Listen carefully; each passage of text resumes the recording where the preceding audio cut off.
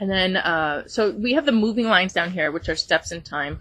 And you start out with chocolata, which has to do with stability in how you are physically and emotionally, and knowing what is medicine and what is poison. When we become addicted to something, our medicine becomes a poison. It takes away from us, and it will throw us off balance. When we become addicted to something, when we're not honoring a medicine, when we're not using medicines in moderation and respecting them, then they go to our detriment, and we start, maybe out of habit, doing something that's not good for us. So this is about having all your habits in check, really being strong, really having self-discipline, and knowing what's good for you and what amount is good for you. So, yeah, chocolata has to do with any type of food intake, or drink, or smoke, or even physical exercise strengthens you. I would say that strengthens you, gets you into your body, gets your body strong, and also being aware of toxicity of people. Like, what are you surrounding yourself with? What's good for you? As much as we can tune people out, we really have to find the right distance to people, because it does wear on us. I mean, as much as we want to ignore somebody, targeting us and victimizing us, it does wear on us. We need to actually remove ourselves from toxicity, because if we just let it come on us full blast and we don't do anything about it, it wears us down. It takes away from us. It throws us off balance. So this is about being very aware of what you're letting wash over you, what you're letting wash through you. What do you need to be immune to? What are you taking in? What are you not taking in? Where are your boundaries? Have your self-discipline, and watch your habits. We can even get addicted to people, or addicted to problems, or addicted to fighting. So just really watching your habits. What is good for you? And do what's good for you. Don't waste time, adding to problems, or, being a part of problems. Step away from problems and be part of solutions. Really looking at solutions. And, even with addictions, what is it that is weak in you, and how can you make it strong? How can you get what you need by doing something to make yourself strong, rather than using something as a crutch to help you? Instead of using something as a crutch to help you, looking to the heart of the matter and really going, taking care of the heart of the matter. And because this is about addictions and being clear on medicines versus poisons, and being balanced and stable, I was think about the 12 steps too. It's like you have to have that wisdom to know what you can change and what you can't, and have the strength to change what you can, and the wisdom to know what you can't, and knowing the difference, and then whatever you can't, you have to offer that up to a higher power. You have to offer it up to the universe and to source, and really ask for something. If something's beyond you, ask for something beyond you to come in and help. But you have this Jera, which is the rune of harvest and the end of a cycle. So it's almost like you have your strength now. Whatever was weak before, you have this strength. You have your ability to stand really strong now, and you have a handle on everything, and you're really monitoring yourself and going for the solutions and solving the problems. rather than being a part of them. So you're doing everything right now. You start out on the right foot here. And we move into work and service, really focusing on work and being acknowledged and recognized for your work and your talents, and being drawn on for those. So people are coming to you because of what you can do. And then you have values, Yiki. Important values that you have to protect and keep safe, and what's most important to you. If there's anything that takes away from it, you have to remove whatever is taking away from your values. It's like weeding that garden, or chipping away at that sculpture to get to the essence, and being able to see what's draining you, or what's taking away from the important thing. It's about knowing how to use, again, your energy wisely and your time wisely, and knowing what's good for you and what's not good for you. And then in reverse, we have Thuraz, and it's in reverse. It has to do with betrayal and lies, deceit, theft, rape of some sort. Could be metaphorical rape, being defenseless, having really bad feelings around something. So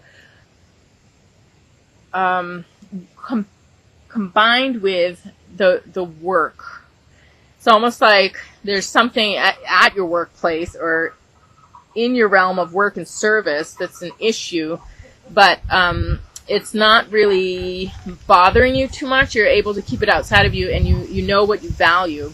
So it's something that you can handle, you can deal with. And again, with wisdom, it's like knowing what you have control over and what you can do about things, and being able to do that. So you're not being overwhelmed by this betrayal or lies, or whatever danger there is. It's like you are able to you're stronger than that, and you're protected, and you're able to remove the hate or the bad feelings. Hate is anger that's stuck, and anger that gets stuck is usually because you're still in the situation, or you're still vulnerable for some reason. Anger is a natural emotion that is not meant to be a bad thing. It's meant to be an indicator of when we're being violated. We need the wisdom to understand our emotions. When we are angry about something, somebody's doing something to us. That's why we're angry. And then what are we going to do about it? If we stay stuck in it and ignore it or put up with it, then we start to hate. So then we start getting stuck in it, So this is about not only getting out of the stuckness of anger, but finding the solution, finding how do we align with ourselves and balance ourselves so that we don't have anger anymore, so that we're free. We find our freedom, and we protect what's important. And then the last step in time here has to do with things escalating to the point where they become visible. People burning their own bridges, of evil falling upon itself, exhausting itself. Bad things can't go on forever. They're unstable. They can have a good run, but they're unstable. They're not eternal. Good things that come about that are stable, they become eternal. So what really truly serves us, what really truly advances us, what's great for humanity, and is pure in mind and heart, whatever has that purity, it becomes a stable state. It becomes the eternal.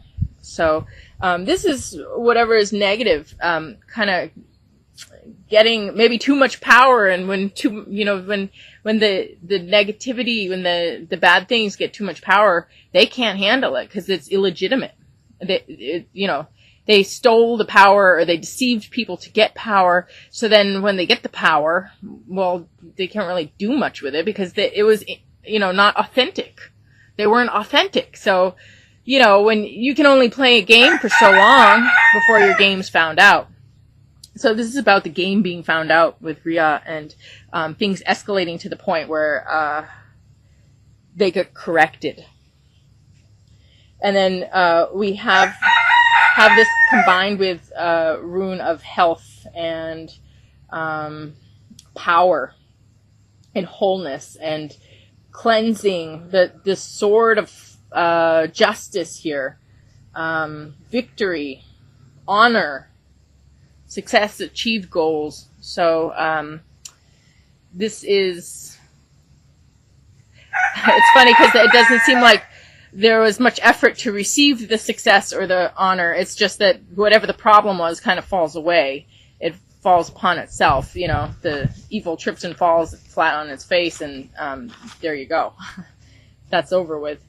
The truth comes to light, and everything is seen for what it is, and then all of a sudden you have the power, the victory. You have the honor of having your name cleared, because that's what Rhea is, having your name cleared.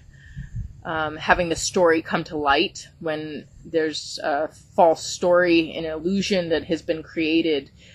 It gets punctured. It is found out. The conspiracy is uncovered. Everybody can see the conspiracy now. It's known. So we have this. Yeah, I mean, this whole row is great except for this one rune in reverse here. But even with this in reverse, with these, the strength of, it's almost like your energy's too high, your vibration's too high to let this really do anything. So it just, can't get very far. And then maybe as it is not able to get very far, it's not able to, when this, sneaky behavior, when this person can't, live out their little con artist game, then they start to get irritated and anxious, and then this escalation here, they're not happy, they're not, they're not getting all of the false authority, they're not able to, deceive people. That makes them very unhappy. and they start acting out, and then things become clear. So then we have what is healing, what's getting better, and this is a concept of knowingness, of understanding, and then a quick change and shift and change. Hold on, my phone is doing something. 1 second. Okay, sorry about that. Some noises I had to go check out. But anyway, with Bina we have relationships coming to light, transmission of information, transmission of knowledge, and really a sense of who you can trust and who you cannot. So it's like, a lot of times people will believe someone, but then as time goes on, it's like, you can see sincerity. All of a sudden, when you put things to the test, you can see how deep a person is or how shallow. So it's like sincerity. So the sincere person, the real person, is able to transmit knowledge, transmit information, provide a picture of an accurate picture for others, enlightenment, being able to wake people up to truth. And we have this adjustment. Cinnabarite is the quickest refractive power. So there's the quickest shift and change in direction of something that causes an adjustment. So there's actual an adjustment in the structure, an adjustment in the foundation for the better. And what doesn't kill you makes you stronger. She's also the elixir for immortality. The Chinese believe it is a type of mercury where mercury can kill you. It's very poisonous, but if you practice it in small doses, it actually can strengthen your body and be like an elixir for immortality, make you stronger. So we have this rune, Uras in reverse, which has to do with weakness, feeling overwhelmed, being obsessed with things, feeling suppressed, being ignorant, just kind of impulsive, and just a lot of times when people get confused, they get angry and violent, and and it has to do with ignorance too, not really being able to see or understand what's going on. But we have this in the healing position with knowledge, transmission of information, clear vision, awakening, and adjustment. So this is an excellent healing. And it actually really mirrors this last step here. It's really talking about, this is the overall healing, which is this last situation here.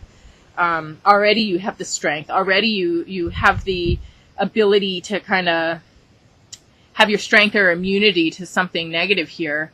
And then as things escalate and things become clear, you have this adjustment and awakening, not just for you, but for other people too.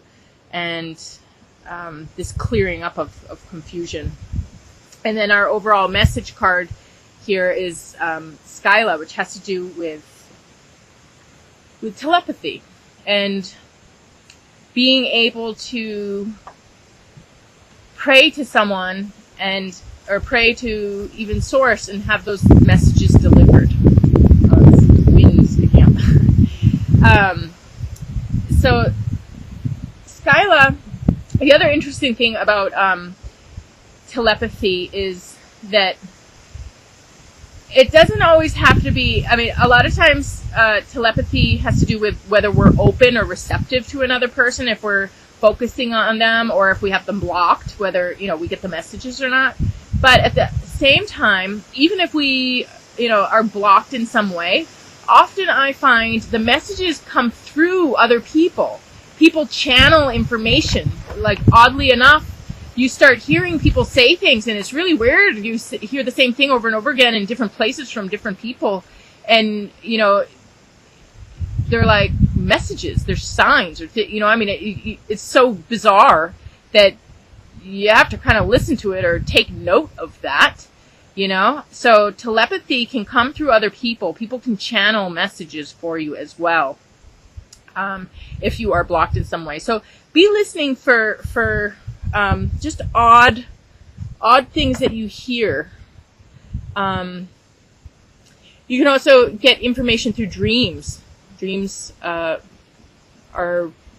very, very good at bringing you messages too. A lot of times I'll have a dream and something really odd in a dream, and then all of a sudden I hear it over and over again in different places. And it's just obviously a message, important, And then the other thing too is with Skyla, you gotta, if you have thoughts fall into your head or whatever, the other thing too is that it's rare when we actually generate thought. And if we do generate thought, if we are actually the creators of some thought, other people will pick up on that and get those thoughts too. So usually we're just like in a world or a sea of thought, and we just pick up from other people. So we live in a world of always hearing this or that, and it doesn't mean that it's true or it's not true. It's just information.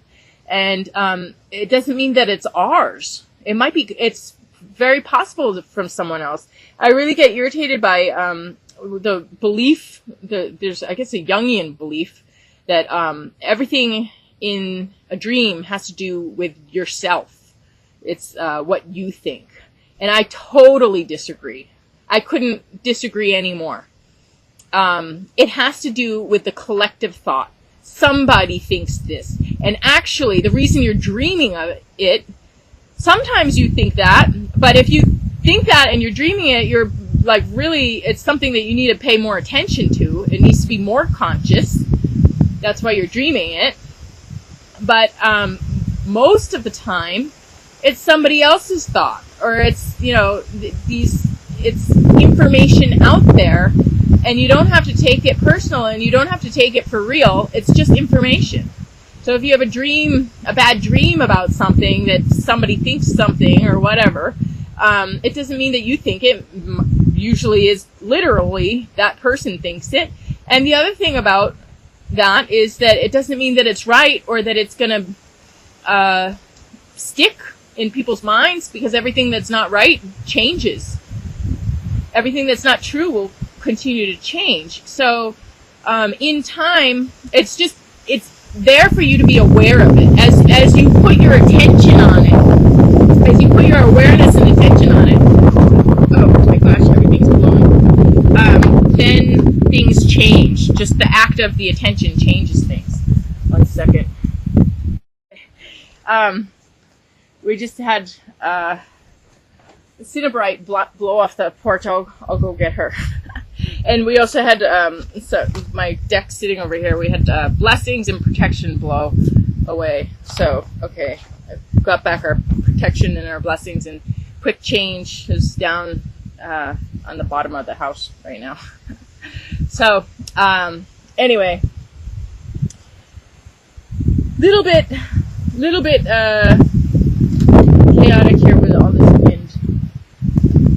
But going back to this message here with Skyla, it's important to take the messages as just that, messages. That's it.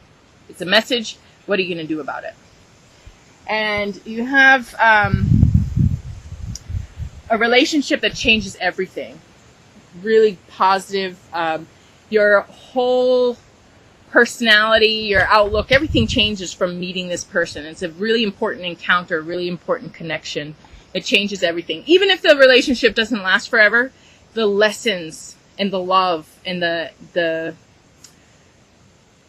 growth changes you forever. And you have this forward progression that never is totally solid and stable. You never, reverse from that. And